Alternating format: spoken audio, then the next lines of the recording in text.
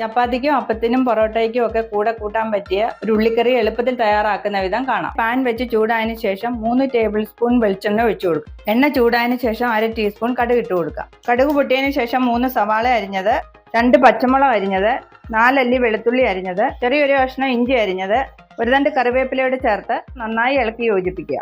ഇത് ചെറിയ brown colour ആയതിനു ശേഷം 1 തക്കാളി അരിഞ്ഞത് ചേർത്ത് കൊടുക്കാം. തക്കാളി ചേർത്തതിന് ശേഷം നല്ലപോലെ വഴറ്റുക. നല്ലപോലെ വഴന്ന് ബ്രൗൺ കളർ ആയതിനു ശേഷം മസാലകൾ ചേർത്ത് കൊടുക്കാം. 1 ടീസ്പൂൺ മുളക് പൊടി, 1/2 ടീസ്പൂൺ മല്ലിപ്പൊടി, 1/4 ടീസ്പൂൺ മഞ്ഞൾപ്പൊടി, 1/2 ടീസ്പൂൺ ഗരം മസാല, 1/2 ടീസ്പൂൺ കുരുമുളക് പൊടി, 1/2 ടീസ്പൂൺ ഉപ്പ് എന്നിവ ചേർത്ത് പച്ചമണം മാറുന്നവരെ നന്നായി വഴറ്റുക. 1 കപ്പ് വെള്ളവും കൂടി ചേർത്ത് 5 മിനിറ്റ് അടച്ചു വെച്ച് വേവിക്കുക.